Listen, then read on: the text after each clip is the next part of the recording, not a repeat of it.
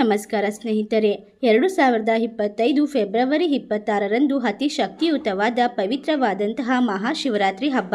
ಪ್ರತಿ ವರ್ಷ ಬರೋ ಶಿವರಾತ್ರಿಗೂ ಈ ಸಲ ಬಂದಿರೋ ಶಿವರಾತ್ರಿಗೂ ತುಂಬಾ ವ್ಯತ್ಯಾಸ ಇದೆ.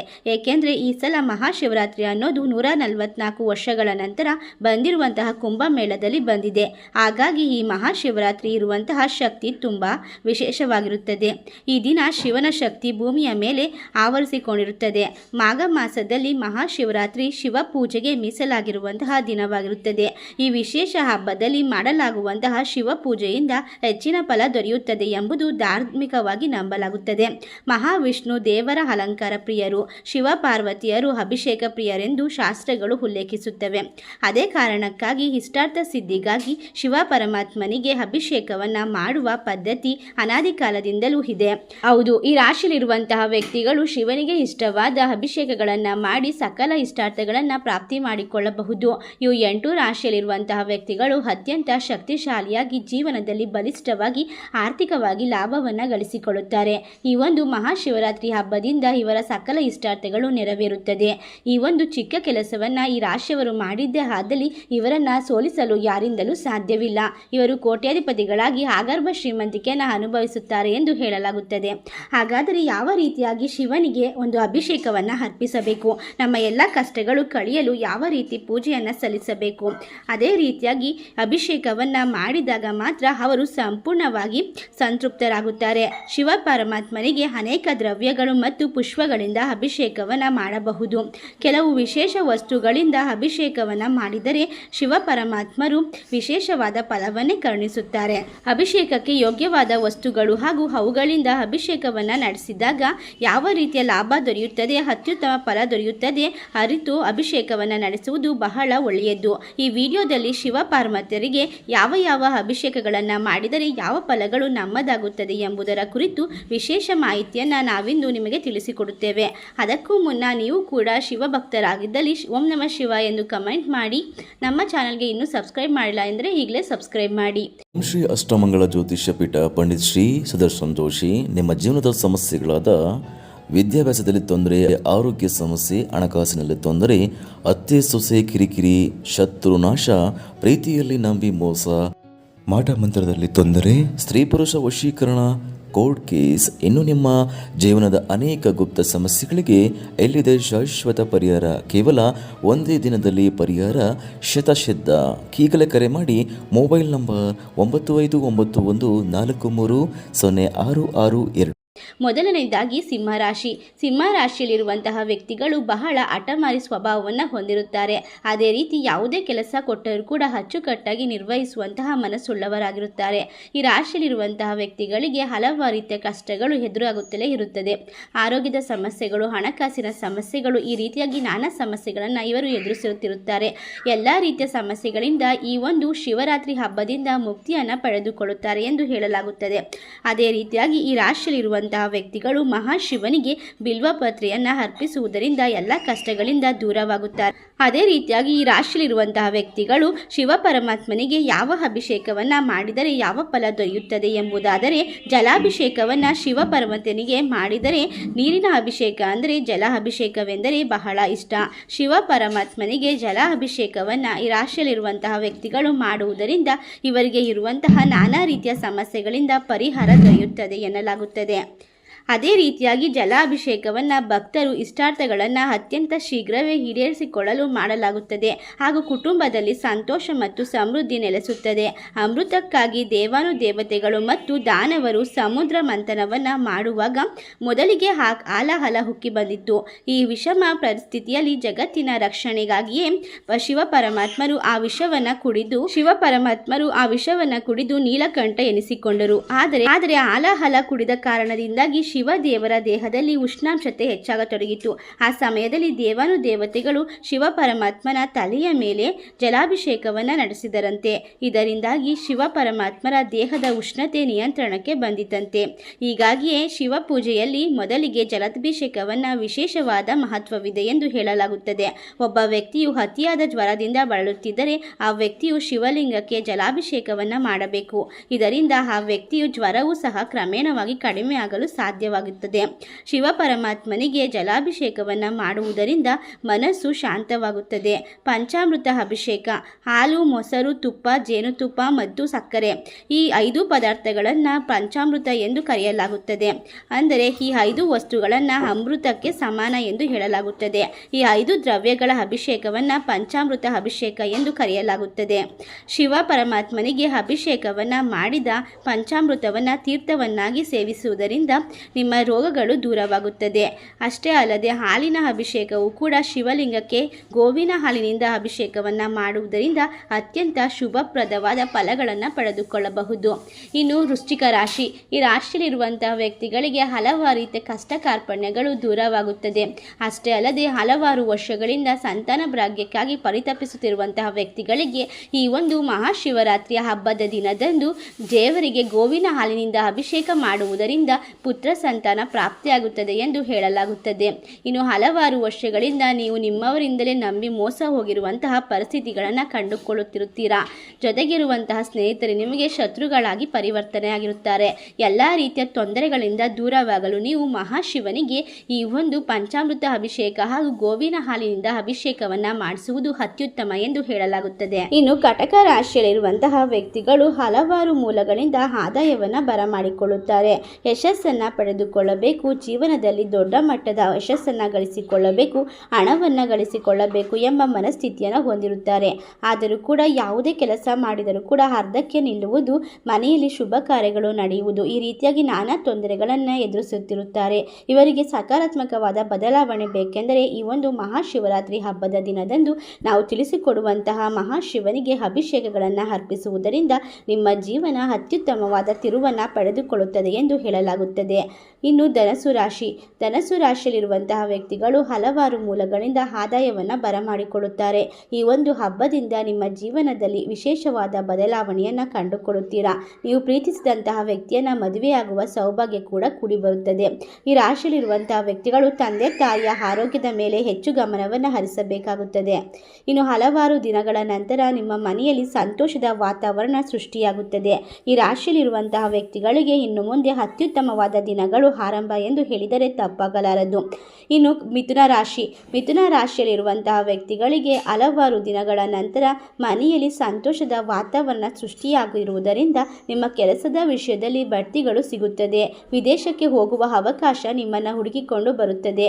ಬಂದಂತಹ ಅವಕಾಶದಿಂದ ನಿಮ್ಮ ಜೀವನ ಸಂಪೂರ್ಣವಾಗಿ ಸಂತೋಷಮಯವಾಗಿರುತ್ತದೆ. ಕುಟುಂಬದವರ ಜೊತೆ ಸಮಯವನ್ನು ಕಳೆಯಲು ಈ ಒಂದು ಸಮಯ ಸೂಕ್ತವಾಗಿರುತ್ತದೆ. ಹಬ್ಬದ ದಿನದಂದು ಧಾರ್ಮಿಕ ಕ್ಷೇತ್ರಗಳಿಗೆ ಭೇಟಿ ನೀಡುತ್ತೀರಾ. ಅಷ್ಟೇ ಅಲ್ಲದೆ ಈ ರಾಶಿಯಲ್ಲಿರುವಂತಹ ವ್ಯಕ್ತಿಗಳಿಗೆ ಇನ್ನು ಮುಂದಿನ ಹಣಕಾಸಿನ ಪರಿಸ್ಥಿತಿಗಳು ಬಲಗೊಳ್ಳಲು ಸಾಧ್ಯವಾಗುತ್ತದೆ. ಮೇಷರಾಶಿ: ಮೇಷರಾಶಿಯಲ್ಲಿರುವಂತಹ ವ್ಯಕ್ತಿಗಳು ಈ ಒಂದು ಮಹಾಶಿವರಾತ್ರಿ ಹಬ್ಬದಿಂದ ಕಷ್ಟಗಳೆಲ್ಲ ಕಳೆದು ಹೋಗಿ ಆಕಸ್ಮಿಕವಾಗಿ ಧನಲಾಭವಾಗುತ್ತದೆ. ಅಷ್ಟೇ ಅಲ್ಲದೆ ನಿಮಗೆ 144 ವರ್ಷಗಳ ನಂತರ ಬಂದಿರುವಂತಹ ಮಹಾಕುಂಭ ಮೇಳದ ಶಿವರಾತ್ರಿಯಂದು ನಿಮ್ಮ ಜೀವನ ಒಂದು ಪ್ರಬುದ್ಧತೆಯನ್ನು ಕಂಡುಕೊಳ್ಳುತ್ತದೆ. ನೀವು ಸಮಾಜದಲ್ಲಿ ಉತ್ತಮವಾದ ಗೌರವ ಸ್ಥಾನಮಾನವನ್ನು ತಲುಪುತ್ತೀರಾ ಎಂದು ಹೇಳಲಾಗುತ್ತದೆ. ಈ ರಾಶಿಯಲ್ಲಿರುವಂತಹ ವ್ಯಕ್ತಿಗಳು ಅತ್ಯುತ್ತಮವಾದ ಜೀವನವನ್ನು ಆರಿಸಿಕೊಳ್ಳುತ್ತಾರೆ.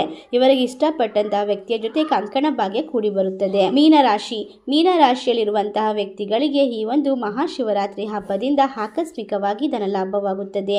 ನಿಮ್ಮ ಹಣಕಾಸಿನ ಪರಿಸ್ಥಿತಿ ಬಲಗೊಳ್ಳುತ್ತದೆ. ಯಾರಿಗಾದರೂ ಹಣವನ್ನು ಕೊಟ್ಟು ಮೋಸ ಹೋಗಿದ್ದರೆ ಅಂತಹ ಹಣ ಕೂಡ ನಿಮ್ಮ ಕೈ ಸೇರುವ ಸಾಧ್ಯತೆ ಇದೆ. ಇನ್ನು ಈ ರಾಶಿಯಲ್ಲಿರುವಂತಹ ವ್ಯಕ್ತಿಗಳು ವಿದ್ಯಾರ್ಥಿಗಳಾಗಿದ್ದಲ್ಲಿ ಪರಿಶ್ರಮವನ್ನು ಪಟ್ಟು ವಿದ್ಯಾಭ್ಯಾಸದಲ್ಲಿ ಪ್ರಗತಿಯನ್ನು ಹೊಂದುತ್ತಾರೆ. ಅಷ್ಟೇ ಅಲ್ಲದೆ ಇವರ ಕನಸುಗಳನ್ನು ನನಸು ಮಾಡಿಕೊಳ್ಳಲು ಸಾಕಷ್ಟು ರೀತಿಯ ಪರಿಶ್ರಮವನ್ನು ಪಡಲಿದ್ದಾರೆ. ಕುಂಭರಾಶಿ: ಕುಂಭರಾಶಿಯಲ್ಲಿರುವಂತಹ ವ್ಯಕ್ತಿಗಳು ಈ ಒಂದು ಸಮಯದಲ್ಲಿ ವಿಶೇಷವಾಗಿ ಮಹಾಶಿವನ ಕೃಪೆಗೆ ಪಾತ್ರರಾಗುತ್ತಾರೆ ಎಂದು ಹೇಳಲಾಗುತ್ತದೆ. ಯಾವ ವ್ಯಕ್ತಿ ಮಹಾಶಿವನ ಕೃಪೆಗೆ ಪಾತ್ರನಾಗುತ್ತಾನೋ ಅವನಿಗೆ ಕಷ್ಟಗಳು, ಸೋಲು, ಅವಮಾನಗಳು ದೂರವಾಗುತ್ತದೆ. ನೀವು ಕಂಡಂತಹ ಪರಿಸ್ಥಿತಿಗಳಲ್ಲಿ ಉತ್ತಮವಾದ ಚೇತರಿಕೆ ಇರುತ್ತದೆ. ಆರೋಗ್ಯದ ವಿಷಯದಲ್ಲೂ ಅದ್ಭುತವಾದ ಲಾಭಗಳು ಬರುತ್ತದೆ. ಹಣಕಾಸಿನ ಪರಿಸ್ಥಿತಿ ಬಲಗೊಳ್ಳುತ್ತದೆ. ಆರ್ಥಿಕವಾಗಿ ಬಲಿಷ್ಠರಾಗುತ್ತೀರಾ. ಮುಂದಿನ ಜೀವನಕ್ಕಾಗಿ ಹಣವನ್ನು ಉಳಿತಾಯ ಮಾಡುವಲ್ಲೂ ಕೂಡ ಯಶಸ್ಸನ್ನು ಗಳಿಸಿಕೊಳ್ಳಬಹುದಾಗಿದೆ. ಈ ರಾಶಿಯವರು ಅತ್ಯುತ್ತಮವಾಗಿ ಜೀವನವನ್ನು ನಡೆಸುತ್ತಾರೆ ಎಂದು ಹೇಳಲಾಗುತ್ತದೆ. ಅಷ್ಟೇ ಅಲ್ಲದೆ ಇವರಿಗೆ ಇರುವಂತಹ ನಾನಾ ರೀತಿಯ ಕಷ್ಟಗಳು, ರೋಗಗಳು ದೂರವಾಗುತ್ತದೆ. ಮಿಥುನ ರಾಶಿ: ಈ ರಾಶಿಯಲ್ಲಿರುವಂತಹ ವ್ಯಕ್ತಿಗಳಿಗೆ ನಾವು ತಿಳಿಸಿಕೊಡುವಂತಹ ಅಭಿಷೇಕಗಳನ್ನು ಮಾಡುವುದರಿಂದ ನಿಮ್ಮ ಜೀವನದಲ್ಲಿ ನೀವು ಕಳೆದುಕೊಂಡಂತಹ ಎಲ್ಲ ಸುಖವನ್ನು ಮರಳಿ ಪಡೆದುಕೊಳ್ಳಬಹುದಾಗಿದೆ.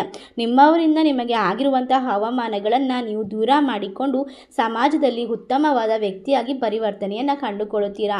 ಯಾವುದೇ ಕೆಲಸ ಮಾಡಿದರೂ ಕೂಡ ಅರ್ಧಕ್ಕೆ ನಿಲ್ಲುತ್ತಿದ್ದರೆ ಅದು ಪರಿಪೂರ್ಣವಾಗುತ್ತದೆ. ನಿಮ್ಮ ಕೆಲಸಗಳಲ್ಲಿ ನೀವು ಮೇಲುಗೈಯನ್ನು ಸಾಧಿಸುತ್ತೀರಾ. ಶತ್ರುಗಳಿಂದ ವಿಮುಕ್ತಿಯನ್ನು ಪಡೆದುಕೊಳ್ಳಬಹುದಾಗಿದೆ. ಈ ರಾಶಿಯಲ್ಲಿರುವಂತಹ ವ್ಯಕ್ತಿಗಳು ಇನ್ನು ಮುಂದೆ ಸಂತೋಷದ ಜೀವನವನ್ನು ನಡೆಸುತ್ತಾರೆ ಎಂದು ಹೇಳಬಹುದು. ಹೌದು, ಈ ರಾಶಿಯಲ್ಲಿರುವಂತಹ ವ್ಯಕ್ತಿಗಳು ಇನ್ನು ಮುಂದೆ ಎಲ್ಲ ರೀತಿಯ ಒಂದು ಸಕಲ ಅಷ್ಟ ಐಶ್ವರ್ಯವನ್ನು ಬರಮಾಡಿಕೊಂಡು ನೆಮ್ಮದಿಯ ಜೀವನವನ್ನು ಅನುಭವಿಸುತ್ತಾರೆ. ಇನ್ನು ಈ ರಾಶಿಯಲ್ಲಿರುವಂತಹ ವ್ಯಕ್ತಿಗಳು 33 ಕೋಟಿ ದೇವರುಗಳು ನೆಲೆಸಿರುವಂತಹ ಗೋವಿನ ಹಾಲಿನಿಂದ ಅಭಿಷೇಕವನ್ನು ಮಾಡುವುದರಿಂದ ಎಲ್ಲ ರೀತಿಯ ತೊಂದರೆಗಳು ಬೇಗನೆ ನಿವಾರಣೆಯಾಗುತ್ತದೆ ಎಂದು ಹೇಳಲಾಗುತ್ತದೆ. ಉತ್ತಮವಾದ ಸಂತಾನ ಭಾಗ್ಯವನ್ನು ಪಡೆಯಲು ಇಚ್ಛಿಸುವಂತಹ ವ್ಯಕ್ತಿಗಳು ಶಿವ ಪರಮಾತ್ಮನ ಶಿವಲಿಂಗಕ್ಕೆ ಈ ಒಂದು ಗೋವಿನ ಅಭಿಷೇಕವನ್ನು ಮಾಡುವುದರಿಂದ ನಿಮ್ಮ ಸಕಲ ಇಷ್ಟಾರ್ಥಗಳು ಪ್ರಾಪ್ತಿಯಾಗುತ್ತದೆ. ಈ ರಾಶಿಯಲ್ಲಿರುವಂತಹ ವ್ಯಕ್ತಿಗಳಾಗಲಿ ಅಥವಾ ಬೇರೆ ಯಾವುದೇ ವ್ಯಕ್ತಿಗಳಾಗಲಿ 12 ರಾಶಿ ಚಕ್ರದ ವ್ಯಕ್ತಿಗಳು ಮಹಾಶಿವನಿಗೆ ಈ 8 ರೀತಿಯ ಅಭಿಷೇಕವನ್ನು ಅರ್ಪಿಸುವುದರಿಂದ ನಿಮ್ಮ ಸಕಲ ಇಷ್ಟಾರ್ಥಗಳು ಬೇಗನೆ ಸಿದ್ಧಿಯಾಗುತ್ತದೆ. ಇನ್ನು ಮಹಾಶಿವನಿಗೆ ಅತ್ಯಂತ ಪ್ರಿಯವಾದ ಅಭಿಷೇಕವೆಂದರೆ ಬಿಲ್ವ ಅಭಿಷೇಕ ಎಂದು ಹೇಳಲಾಗುತ್ತದೆ. ಬಿಲ್ವಪತ್ರ ಮಹಾಶಿವನಿಗೆ ಅತ್ಯಂತ ಪ್ರಿಯವಾದದ್ದು. ಬಿಲ್ವಪತ್ರೆಯ 3 ದಳಗಳನ್ನು ಹೊಂದಿರುತ್ತದೆ. ಶಿವ ಪರಮಾತ್ಮರನ್ನ ಜಲಪ್ರಿಯ ಹಾಗೂ ಬಿಲ್ವಪ್ರಿಯ ಎಂದು ಕರೆಯಲಾಗುತ್ತದೆ. ಬಿಲ್ವಪತ್ರೆ ಶಿವ ಪರಮಾತ್ಮರಿಗೆ ಅತ್ಯಂತ ಪ್ರಿಯವಾದದ್ದು. ಬಿಲ್ವಪತ್ರೆಯ 3 ದಳಗಳನ್ನು ಹೊಂದಿರುತ್ತದೆ. ಇವು ಶಿವದೇವರ ಪೂಜೆಯಲ್ಲಿ 3 ಕಣ್ಣುಗಳನ್ನು, ತ್ರಿಶೂಲದ ತುದಿ ಹಾಗೂ ಬ್ರಹ್ಮಾಂಡದ ಅಧಿಪತಿಗಳಾದ ಬ್ರಹ್ಮ, ವಿಷ್ಣು ಮತ್ತು ಮಹೇಶ್ವರರನ್ನು ಪ್ರತಿಬಿಂಬಿಸುತ್ತದೆ. ಶಿವ ಪೂಜೆಯಲ್ಲಿ ಯಾವುದೇ ರೀತಿಯ ಪುಷ್ಪವಿಲ್ಲದಿದ್ದರೂ ಒಂದು ಬಿಲ್ವಪತ್ರೆಯ ಎಲೆಯನ್ನ ಇದ್ದರೆ ಸಾಕು. ಶಿವ ಪರಮಾತ್ಮರು ಶೀಘ್ರವೇ ನಿಮಗೆ ಹೊಲಿಯುತ್ತಾರೆ. ಬಿಲ್ವೆ ಪತ್ರೆಯಿಂದ ಶಿವ ಪರಮಾತ್ಮರಿಗೆ ಅಭಿಷೇಕವನ್ನು ಮಾಡಿದರೆ ನಿಮ್ಮ ಸಕಲ ಇಷ್ಟಾರ್ಥಗಳು 3 ಜನ್ಮಗಳ ಪಾಪಗಳು ಪರಿಹಾರವಾಗುತ್ತದೆ. ಭಸ್ಮಾಭಿಷೇಕ ಯಾವುದೇ ವಸ್ತುವನ್ನು ಬೆಂಕಿಯಲ್ಲಿ ಹಾಕಿದರೆ ಅದರ ಅಂತಿಮ ರೂಪವು ಭಸ್ಮವಾಗಿರುತ್ತದೆ, ಅಂದರೆ ಅದಕ್ಕೆ ವಿನಾಶವಿಲ್ಲ. ಭಸ್ಮ ಶಿವ ಪರಮಾತ್ಮರ ನೆಚ್ಚಿನ ದ್ರವ್ಯಗಳಲ್ಲಿ ಮೊದಲನೆಯದಾಗಿರುತ್ತದೆ.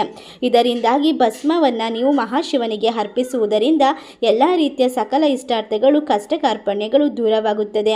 ಶಿವ ಪರಮಾತ್ಮರಿಗೆ ಭಸ್ಮಾಭಿಷೇಕವನ್ನು ಮಾಡುವುದರಿಂದ ಪ್ರೇತ ಪಿಚಾಚಿಗಳ ಭಯದಿಂದ ಮುಕ್ತರಾಗುತ್ತಾರೆ. ಶಿವದೇವರಿಗೆ ಅಭಿಷೇಕವನ್ನು ಮಾಡಿದ ಭಸ್ಮವನ್ನು ಹಣೆಯ ಮೇಲೆ ಪ್ರತಿನಿತ್ಯ ಧಾರಣೆ ಮಾಡುವುದರಿಂದ ಉತ್ತಮ ಫಲಿತಾಂಶಗಳನ್ನು ಕಂಡುಕೊಳ್ಳಬಹುದಾಗಿದೆ. ಸಾಸಿವೆ ಎಣ್ಣೆಯ ಅಭಿಷೇಕ.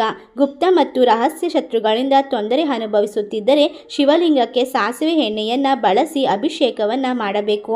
ಹೀಗೆ ಮಾಡುವುದರಿಂದ ಶತ್ರುಗಳು ದೂರವಾಗುತ್ತಾರೆ. ಅದೇ ರೀತಿ ಯಾವ ವ್ಯಕ್ತಿ ಶಿವನಿಗೆ ಸಾಸಿವೆ ಎಣ್ಣೆಯಿಂದ ಅಭಿಷೇಕವನ್ನು ಮಾಡುತ್ತಾನೋ ಅವನಿಗೆ ಧೈರ್ಯ, ಶೌರ್ಯ ವೃದ್ಧಿಯಾಗುತ್ತದೆ. ಆದರೆ ಈ ಅಭಿಷೇಕಗಳನ್ನು ಮಾಡುವ ಮೊದಲು ತಮ್ಮ ಜಾತಕವನ್ನು ಸೂಕ್ತ ಪಂಡಿತರಿಗೆ ತೋರಿಸಿ ಅವರ ಅಭಿಪ್ರಾಯವನ್ನು ಪಡೆದು ನಂತರ ಮುಂದುವರಿಯಬೇಕಾಗುತ್ತದೆ. ಇನ್ನು ಶ್ರೀಗಂಧವು ತಂಪಾಗಿರುತ್ತದೆ, ಹಾಗಾಗಿಯೇ ಎಲ್ಲ ದೇವರುಗಳ ಅಲಂಕಾರದಲ್ಲಿ ಶ್ರೀಗಂಧವನ್ನು ಬಳಸಲಾಗುತ್ತದೆ.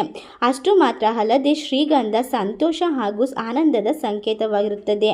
ಶ್ರೀಗಂಧದಿಂದ ಅಭಿಷೇಕವನ್ನು ಮಾಡಿದರೆ ಶಿವ ಪರಮಾತ್ಮರು ಭಕ್ತಾದಿಗಳಿಗೆ ಆನಂದವನ್ನು ನೀಡುತ್ತಾರೆ. ಶಿವ ಪರಮಾತ್ಮನಿಗೆ ಶ್ರೀಗಂಧದಿಂದ ಅಭಿಷೇಕ ಮಾಡಿದರೆ ಮಹಾಲಕ್ಷ್ಮಿಯು ಸಹ ಬೇಗನೆ ಹೊಲಿದು ಬರುತ್ತಾಳೆ. ಶ್ರೀಗಂಧದ ನೀರಿನಿಂದ ಅಭಿಷೇಕವನ್ನು ಮಾಡಿದರೆ ಮಕ್ಕಳು ಸಹ ಏಳಿಗೆಯನ್ನು ಹೊಂದುತ್ತಾರೆ. ತುಪ್ಪದ ಅಭಿಷೇಕ. ಮನೆಯಲ್ಲಿ ಅನಾರೋಗ್ಯದ ಸಮಸ್ಯೆಗಳಿದ್ದರೆ ಶುದ್ಧ ತುಪ್ಪದಿಂದ ಶಿವ ಪರಮಾತ್ಮನಿಗೆ ಅಭಿಷೇಕವನ್ನು ಮಾಡಬೇಕು. ಶುದ್ಧ ಗೋವಿನ ತುಪ್ಪದಿಂದ ಶಿವ ಪರಮಾತ್ಮನಿಗೆ ಅಭಿಷೇಕವನ್ನು ಮಾಡಿದರೆ ಶಿವದೇವರು ಪ್ರಸನ್ನನಾಗಿ ರೋಗಗಳನ್ನೆಲ್ಲ ದೂರ ಮಾಡುತ್ತಾನೆ. ಅಷ್ಟೇ ಅಲ್ಲದೆ ಶಿವಲಿಂಗಕ್ಕೆ ತುಪ್ಪದ ಅಭಿಷೇಕವನ್ನು ಮಾಡುವುದರಿಂದ ಆರ್ಥಿಕ ಅನುಗ್ರಹ ದೊರೆಯುತ್ತದೆ ಮತ್ತು ವ್ಯಕ್ತಿಯು ಮಾಡಿದಂತಹ ಎಲ್ಲ ರೀತಿಯ ತೊಂದರೆಗಳು ದೂರವಾಗುತ್ತದೆ. ಶಿವಲಿಂಗಕ್ಕೆ ಸಕ್ಕರೆ ಅಥವಾ ಕಬ್ಬಿನ ರಸದಿಂದ ಅಭಿಷೇಕವನ್ನು ಮಾಡುವುದು ಸಹ ಶುಭಪ್ರದ ಎಂದು ಪರಿಗಣಿಸಲಾಗುತ್ತದೆ. ಶಿವಲಿಂಗಕ್ಕೆ ಸಕ್ಕರೆಯಿಂದ ಅಭಿಷೇಕವನ್ನು ಮಾಡುವುದರಿಂದ ಉತ್ತಮ ಆರೋಗ್ಯ ಪ್ರಾಪ್ತಿಯಾಗುತ್ತದೆ. ಅಷ್ಟೇ ಅಲ್ಲದೆ ದೇಹ ಮತ್ತು ಮನಸ್ಸಿನಿಂದ ಋಣಾತ್ಮಕ ಶಕ್ತಿಗಳನ್ನು ಮತ್ತು ದುಃಖಗಳನ್ನು ದೂರ ಹಾಕಲು ಸಾಧ್ಯವಾಗುತ್ತದೆ. ಕಬ್ಬಿನ ರಸದಿಂದ ಅಭಿಷೇಕವನ್ನು ಮಾಡಿದರೆ ಸಂಪತ್ತು ವೃದ್ಧಿಯಾಗುತ್ತದೆ. ಇನ್ನು ಜೇನುತುಪ್ಪದಿಂದ ಅಭಿಷೇಕ ಮಾಡಿದರೂ ಕೂಡ ನಿಮ್ಮ ಮಾತಿನಲ್ಲಿ ಮಾಧುರ್ಯತೆ ಮೂಡುತ್ತದೆ. ಎಲ್ಲ ರೀತಿಯ ಸಂಕಷ್ಟ, ಸಕಲ ಇಷ್ಟಾರ್ಥಗಳು ದೂರವಾಗಿ ಜೇನುತುಪ್ಪದಿಂದ ಅಭಿಷೇಕವನ್ನು ಮಾಡಿದರೆ ಅತ್ಯುತ್ತಮವಾದ ಧ್ವನಿ ಮತ್ತು ಸಂಗೀತ ವೃದ್ಧಿಸುತ್ತದೆ. ಶಿವಲಿಂಗಕ್ಕೆ ಜೇನುತುಪ್ಪದ ಅಭಿಷೇಕವನ್ನು ಮಾಡಿದರೆ ಆಯಸ್ಸು ಮತ್ತು ಸಂತೋಷ ವೃದ್ಧಿಯಾಗುತ್ತದೆ. ಇಷ್ಟೆಲ್ಲ ಅಲ್ಲದೆ ಗಂಗಾಧರನಿಗೆ ಎಳ್ಳೆಣ್ಣೆಯ ಅಭಿಷೇಕವನ್ನು ಮಾಡಿದರೆ ಅಪಮೃತ್ಯು ಪರಿಹಾರವಾಗುತ್ತದೆ. ಶಿವಲಿಂಗಕ್ಕೆ ಗಂಗಾ ಜಲದಿಂದ ಅಭಿಷೇಕವನ್ನು ಮಾಡಿದರೆ ಮಾನಸಿಕ ಶಾಂತಿ ದೊರೆಯುತ್ತದೆ. ಸಂತಾನ ಭಾಗ್ಯ ಹಾಗೂ ಮಕ್ಕಳ ಆರೋಗ್ಯದಲ್ಲಿ ವೃದ್ಧಿಯಾಗುತ್ತದೆ. ಶಿವಲಿಂಗಕ್ಕೆ ಮೊಸರಿನ ಅಭಿಷೇಕವನ್ನು ಮಾಡಬೇಕು. ನಿಂಬೆಹಣ್ಣಿನ ಪಾನಕದಿಂದ ಅಭಿಷೇಕವನ್ನು ಹೋಮವನ್ನು ಮಾಡಿದರೆ ಜೀವ ಭಯ ನಿವಾರಣೆಯಾಗುತ್ತದೆ. ಆತ್ಮೀಯರೇ, ಶಿವ ಪರಮಾತ್ಮನಿಗೆ ಮಹಾಶಿವನಿಗೆ ಯಾವ ಯಾವ ಅಭಿಷೇಕಗಳನ್ನು ಮಾಡಿದರೆ ಮಹಾಶಿವನು ಶಿವರಾತ್ರಿಯ ದಿನ ಸಂತೃಪ್ತನಾಗಿ ನಮಗೆ ಆಶೀರ್ವಾದವನ್ನು ನೀಡುತ್ತಾನೆ ಎಂದು ತಿಳಿದುಕೊಂಡರಿ. ಅದೇ ರೀತಿ 8 ರಾಶಿಯವರಿಗೆ ಈ ಒಂದು ಹಬ್ಬದ ದಿನ ಯಾವೆಲ್ಲ ರೀತಿಯ ಲಾಭಗಳು ದೊರೆಯುತ್ತದೆ ಎಂಬುದರ ಬಗ್ಗೆ ಕೂಡ ತಿಳಿದುಕೊಂಡರಿ. ಈ ಒಂದು ಮಾಹಿತಿ ನಿಮಗೆಲ್ಲ ಇಷ್ಟ ಆಗಿದರೆ ನಿಮ್ಮ ಫ್ರೆಂಡ್ಸ್ ಆ್ಯಂಡ್ ಫ್ಯಾಮಿಲಿಗೆ ಶೇರ್ ಮಾಡಿ, ಹಾಗೆ ಒಂದು ಲೈಕ್ ಮಾಡಿ. ಧನ್ಯವಾದಗಳು.